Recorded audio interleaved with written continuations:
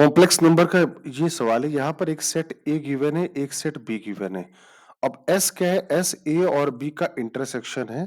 तो mod Z square और Z की वैल्यू क्या है? एस, जो यहां से निकल के आएगी। करेक्ट है।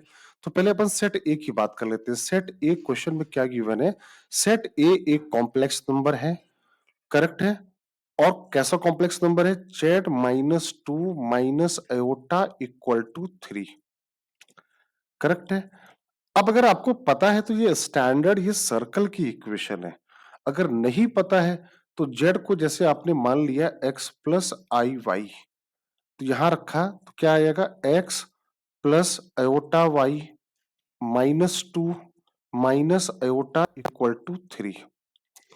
ये आ गया X minus two plus iota Y minus one का मॉडुलस इक्वल टू 3।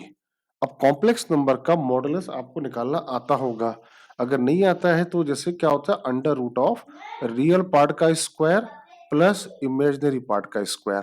तो रियल पार्ट है एक्स माइनस टू, तो ये क्या आ गया? Under root x minus two का whole square plus Y minus one का होल स्क्वायर इक्वल टू 3। तो ये एक्स माइनस टू का whole square plus Y minus one का होल स्क्वायर इक्वल टू 9। बेटा अपन ये लाइन डायरेक्ट लिख सकते थे। इस सर्कल अगर इस फॉर्मेट में लिखा है Z minus Z not equal to R, तो जेड नॉट उसका सेंटर कहलाता है और आर उसकी रेडियस कहलाती है। तो देखो ये इसी फॉर्मेट में लिखा है। जेड नॉट क्या बन रहा है? 2,1।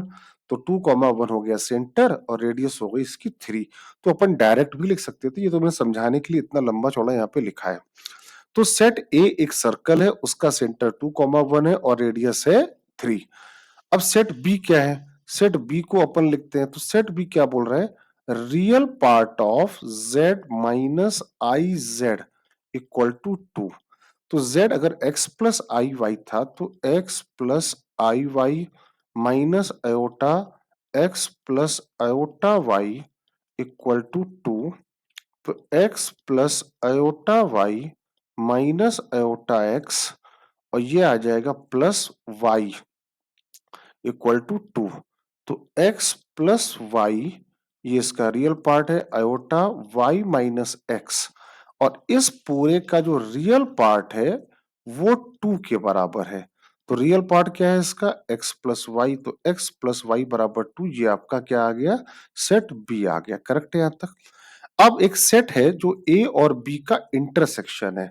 तो सेट ए से सर्कल आया, सेट बी से एक लाइन आई, तो इन दोनों का पॉइंट ऑफ इंटरसेक्शन निकालना पड़ेगा, वही इसका कॉमन पार्ट होगा। तो पॉइंट ऑफ इंटरसेक्शन निकालने के लिए y की वैल्यू यहां से निकाल लेता हूं 2 माइनस एक्स, और y की वैल्यू अगर यहां सब्स्टिट्यूट करूं तो x माइनस टू का whole square 2 minus x minus one का whole square equal to 9। I hope यहां तक सारे बच्चों को बात अच्छे से समझ में आई होगी। जहां तक बात करेक्ट है आपको। अब क्या करना है? अब इसके बाद में इसको थोड़ा सिंप्लीफाई करते हैं। तो ये कितना आया? X square plus 4 minus 4x। ये आया 1 plus X square minus 2x equal to 9। 1 plus X square, ठीक है। अब ये आ गया 2x स्क्वायर माइनस 6x, 4 और 1 5, और यहाँ आया तो माइनस 4 आ गया। अब इसके X square minus 3x minus 2 equal to 0। अब या तो यहां से x की दो वैल्यू आएंगी, एक वैल्यू आएगी x1 और एक वैल्यू क्या आएगी? x2। तो अगर देखें तो x1 प्लस x2 की वैल्यू कितनी आई? 3। x1 इंटू x2 की वैल्यू कितनी आ रही है? माइनस 2 आ रही है। आई होप यहां तक सारे बच्चों को बात क्लियर है। अच्छा, एक नजर डाल लेते हैं हमसे क्वेश्चन में पूछा क्या गया है। क्वेश्चन में हमसे पूछा गया है मॉड जेड स्क्वायर, और जेड कहां से लाना है? जो सेट एस से निकल के आ रहा है। क्वेश्चन में क्या पूछा गया है आपसे? मॉड जेड स्क्वायर, और जेड आ रहा है जो सेट एस से। तो सेट एस से तो बेटा एक्स की दो वैल्यू आ रही है, x1 x2, और वाई की भी दो वैल्यू आएंगी, y1 y2। तो बेसिकली अगर हम बोले तो आपसे पूछा गया है x1 square plus y1 square plus x2 square plus y2 square. ये क्वेश्चन में हमसे पूछा गया है। तो अब हमको y1 और y2 कहाँ से निकालें? तो इसको निकालने का तरीका और भी हो सकता है। या तो हम एक काम करें यहाँ पर कि x1 प्लस x2 आ चुका है, तो x1 प्लस x2 का होल स्क्वायर बराबर क्या होता है? x1 square plus x2 square plus 2x1 x2। ये वैल्यू 3 है, तो कितना हो गया? 9 बराबर x1 square plus x2 square. x1 into x2 हो जाएगा -4 हो जाएगा। तो x1 square plus x2 square की वैल्यू आ गई 13। यहाँ तक करेक्ट है? लेकिन अभी भी y1 और y2 यहाँ से रह गए हैं। तो y1 y2 निकालने के लिए या तो हम अगेन y में क्वाड्रेटिक बना लें, तो यहाँ से x की वैल्यू निकाल लें 2 माइनस वाई और यहाँ पे डाल दें। वैसे ये सिमेट्रिकल है, चलो कोई बात नहीं, x की वैल्यू यहाँ पे डाल देते हैं। तो ये कितना आ जाएगा? 2 माइनस वाई माइनस 2 का whole square plus Y minus 1 का होल स्क्वायर इक्वल टू 9। तो Y square plus 1 minus 2y minus 9 equal to 0। तो 2y square minus 2y minus 8 equal to 0। तो y square minus Y minus 4 equal to 0।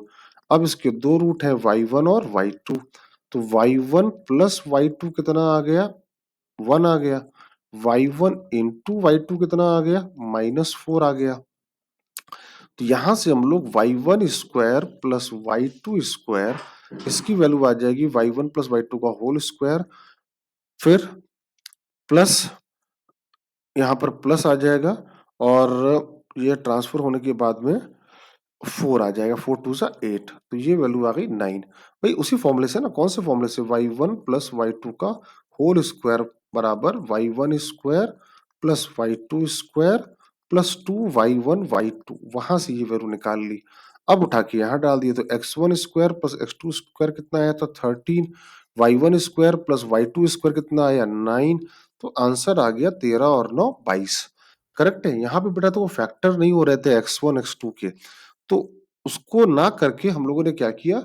Root में जाने की जगह इसको यहाँ पर रूट के टर्म्स में काम कर लिया।